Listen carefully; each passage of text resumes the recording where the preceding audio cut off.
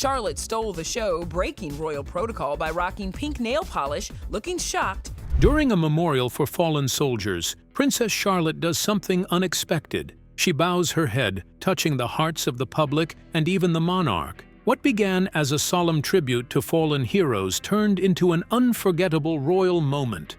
The details of this heartbreaking encounter left everyone in shock. On that day, within the grounds of Windsor Castle, Princess Kate stood in front of her mirror, smoothing the black dress she had chosen carefully. She looked every bit the woman who had grown into her role with grace. But today didn't feel like any other royal duty. It felt heavier. The invitation had arrived 3 weeks earlier, written in the official script that always came with royal events. This one was for a private memorial, a ceremony for fallen soldiers. Families of the deceased would be attending.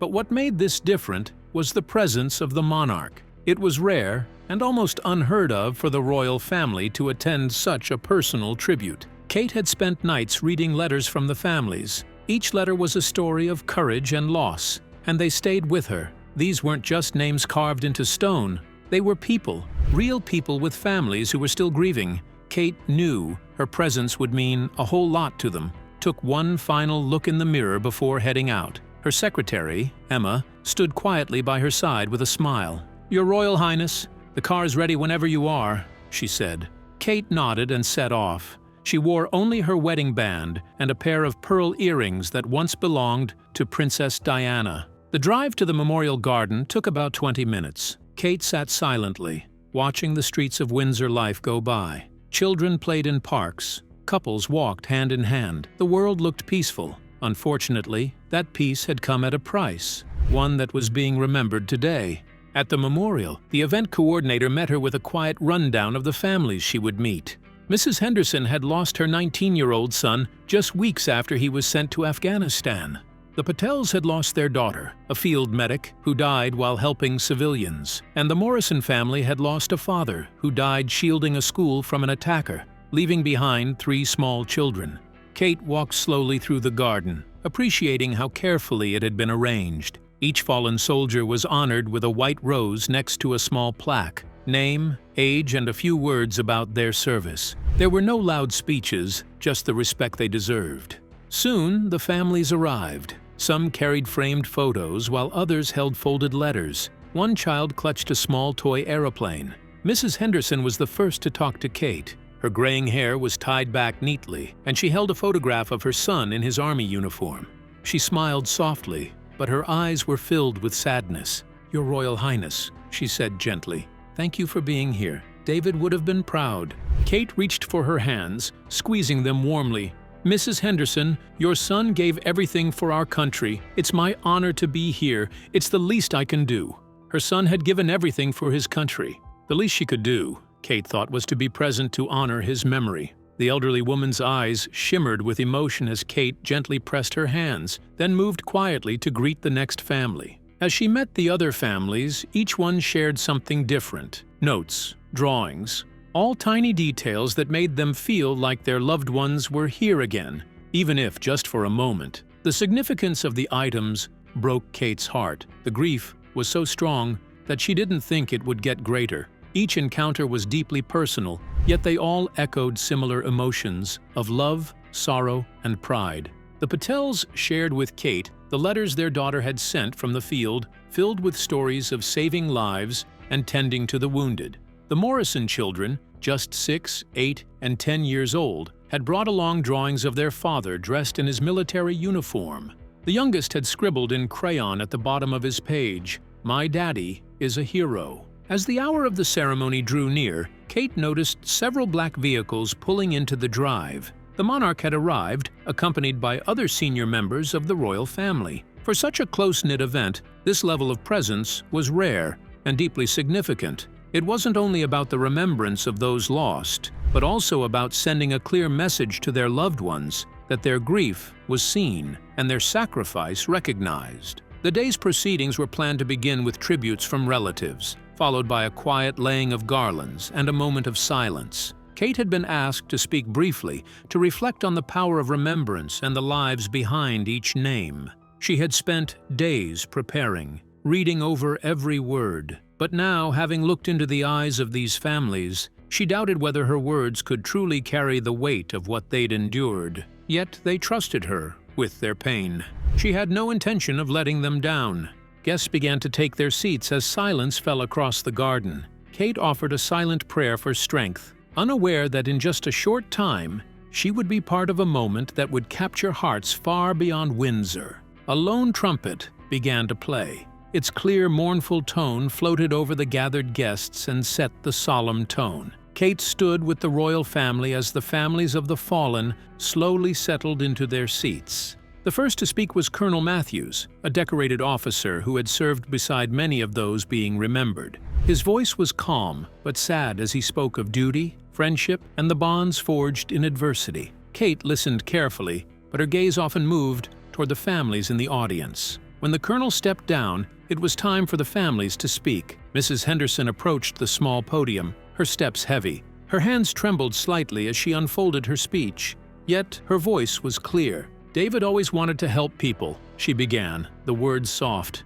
"Even as a little boy, he'd bring home injured birds and try to save them. So when he said he wanted to join the military, I wasn't surprised. He wanted to make the world better." Kate felt her chest tighten. Mrs. Henderson continued, describing the children David had met overseas and how he'd used his allowance to buy them school supplies. She stood tall, her grief hidden beneath remarkable composure. "He died doing what he believed was right," she said in closing. "And though my heart is broken, I'm proud of the man he became. He lived with intent. That's all a mother could hope for." The pause that followed was stuffy with emotion. The gravity of the moment was felt by everyone. Tissues were quietly pulled from pockets and purses. Even the royal protection officers, stoic by duty, appeared misty-eyed beneath their sunglasses.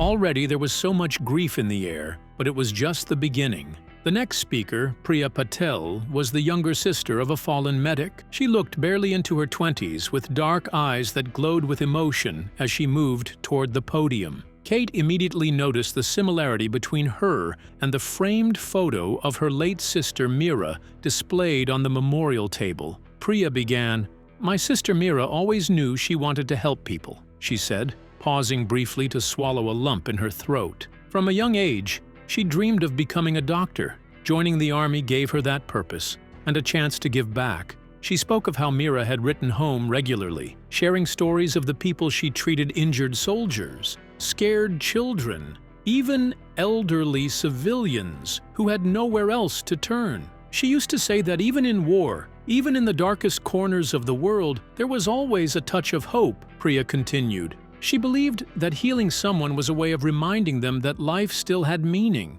Her speech had the crowd crying, but it was not the most moving speech at all. The next one was what many would later describe as the most difficult moment of the morning. Sarah Morrison, widow of Staff Sergeant Tom Morrison, stepped toward the podium. Small and unassuming, she walked with dignity. Her 3 children, aged 6, 8, and 10, watched from the front row. "Tom always told our children that the greatest job in the world was keeping others safe," Sarah began, her voice low but enough to be heard. "He believed that every child, no matter their background, deserved a chance to live, to learn, and to feel protected."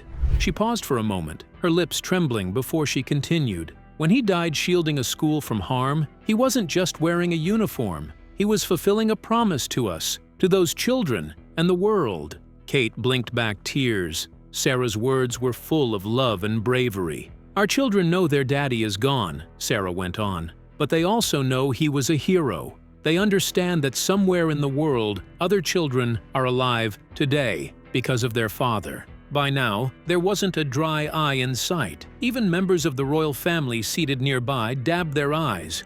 The Queen, normally composed beyond reproach, remained motionless, her expression solemn but visibly touched. From the corner of her eye, Kate saw Princess Charlotte, her small frame straight-backed, but her eyes were full of sorrow.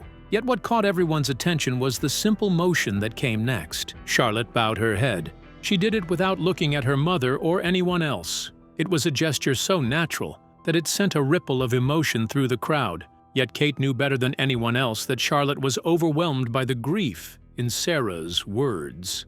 The monarch leaned forward slightly, obviously affected by the sadness as well. In the silence, Charlotte's bowed head seemed like a symbol of respect and empathy, warming the hearts of the families present. What happens next? Stay with us to find out. Afterwards, the wreath-laying ceremony began. Each family had prepared a simple tribute of white roses with fresh greenery and a ribbon carefully inscribed with the name of their loved one. Mrs. Henderson stepped forward first. She knelt briefly before her son's plaque and placed her fingers gently across his name before placing the wreath. The Patel family followed closely behind, with Priya laying the flowers while her parents stood beside her. When the Morrison family's turn came, Kate's breath caught in her throat. The children walked beside their mother, each holding a piece of the floral arrangement. Together, they placed it at the foot of their father's memorial plaque. Kate's eyes followed the youngest boy as he broke away from the group and reached out with tiny fingers to touch his father's engraved name. A hush spread across the crowd, and a low murmur of emotion swept over the garden. Then came the turn of the royal family. Kate stepped forward carrying her wreath, which was understated but beautiful. As she approached the memorial wall, she paused at each name. These were not just strangers. They were mothers and fathers, sons and daughters, real people who had given their everything. The ceremony concluded with 2 minutes of silence, during which the only sound was the gentle rustle of leaves in the breeze. Kate stood with her head bowed, thinking about the stories she had heard and the family she had met. She felt a deep sense of gratitude for the sacrifice these soldiers had made, a profound respect for the families who were learning to live with their loss. As the silence ended, Kate looked up to see the monarch watching her with an expression of approval and understanding. She realized that this moment was about more than just honoring the fallen. It was about showing these families that their sacrifice mattered to the entire nation. The formal ceremony was over, but Kate knew that the most important part was yet to come. The families would want to spend time at the memorial, sharing memories and supporting each other. Kate had planned to spend the rest of the morning with them, listening to their stories and offering whatever comfort she could provide. As the crowd began to disperse, she noticed that many of the families were gathering in small groups and talking quietly among themselves. She realized that for many of them, this was the first time they had met other families who understood their loss. The ceremony had created a community of shared grief and mutual support. She decided to meet them one by one. The families needed to know that their loved ones were remembered not just as names on a memorial, but as unique individuals who had touched lives. Kate approached the Morrison family first, drawn by the sight of the 3 young children who were now playing quietly near their father's memorial plaque. The youngest, Tommy, was tracing the letters of his father's name with his small finger, while his older siblings, Emma and Jake, stood protectively beside him. Their mother, Sarah, watched with a mixture of pride and heartbreak. "Tommy understands that his daddy is a hero," Sarah said softly as Kate joined them. "But he still asks when daddy is coming home.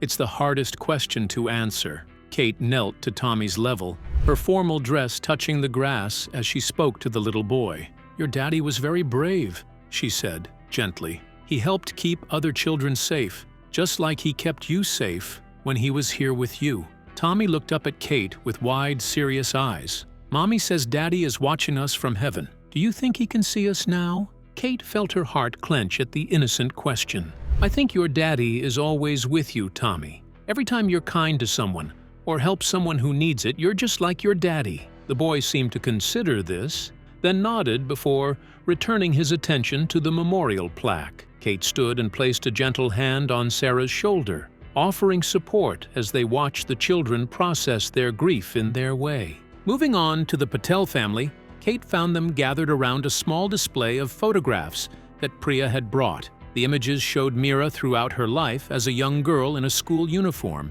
graduating from medical training, and in her final photo, wearing her army uniform with a bright smile. The family was taking turns sharing memories, and Kate was invited to listen. Meera was always the one who took care of everyone, Priya's mother, Sunita, explained. When she was little, she would play doctor with her dolls, always trying to make them better. We thought it was just a game, but she was already showing us who she was meant to be. Priya's father, Raj, added, "She wrote to us about the children she treated overseas. She said that seeing them recover gave her the strength to continue her work. Even in such a difficult place, she found joy in helping others heal." Kate listened as each family member shared their memories, understanding that this sharing was an important part of their healing process. The Patel family had traveled from London to attend the ceremony, and Kate learned that this was their first time visiting a memorial for their daughter. They had needed time to grieve privately before they could face such a public acknowledgement of their loss.